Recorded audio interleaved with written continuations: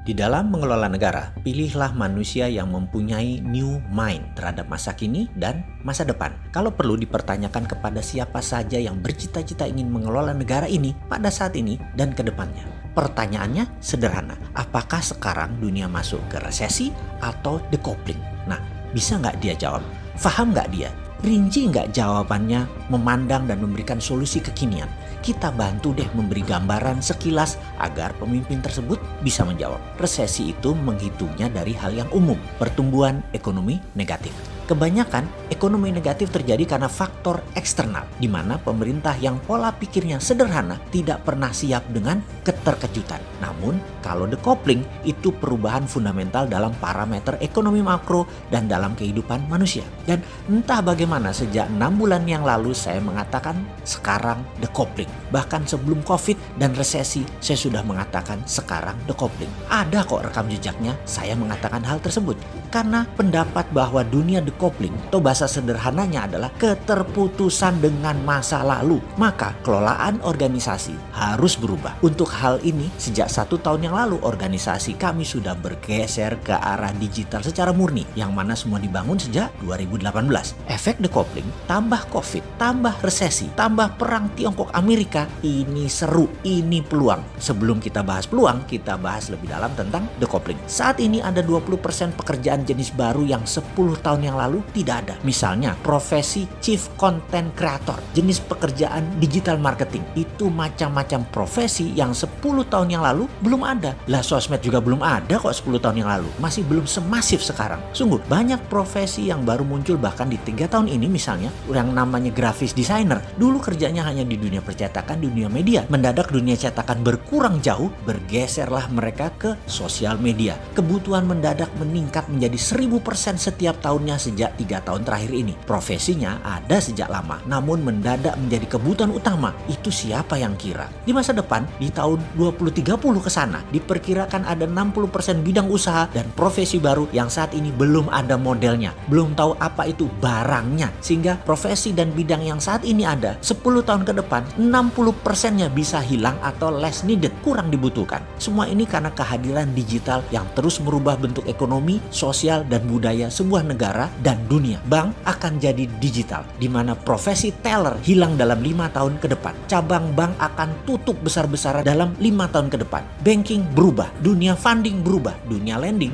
berubah juga. Aturan mainnya semua berubah. Hakim lapangan atau otoritas keuangan mendadak bingung dengan caranya dan cepatnya tumbuh dunia digital. Mau disemprit karena offside, mereka main kasti. Ya nggak bisa disemprit lah. Dilarang di Indonesia, mereka buka di Singapura, main lewat udara, langsung global. Pemerintah Indonesia nggak bisa apa-apa juga. Apalagi pemerintah yang gagap tidak bervisi digital. Sering keloloten, gelegean, dan kagetan. Bahkan militer pun didigitalkan saat ini. Kalau pengelolanya agresif, tentara garis depan itu robot, bisa droid, bisa manusia dengan robotic arm atau leg, atau pasti terkoneksi dengan satelit. Bener deh, kalau saya kan sontoloyo, maka pasti saya ubah abis-abisan itu departemen sesuai dengan kebutuhan zaman. Pilar manajemen negara diwakili kementerian kita akan ubah. Ada 7 menteri utama yang mengerjakan Ipolek Sosbud Hankam. Departemen pertahanan berubah menjadi departemen perang atau Minister of War. 7 macam jenis perang harus punya deputinya. Military warfare, digital data informational warfare, economic warfare, biological warfare, dan lain sebagainya. Juga untuk Indonesia mendapatkan pemimpin terbaik, juga rapih tata kelola negaranya. Akan ada lagi yang namanya Dewan Pertimbangan Agung atau DPA. DPA adalah wakil dari para pemangku adat, ulama, dan trah kasultanan Keraton Nusantara. Kemudian juga akan hadir lagi fraksi TNI, Polri, dan ASN masuk DPR kembali, di mana suara di Komisi TNI, Polri, dan ASN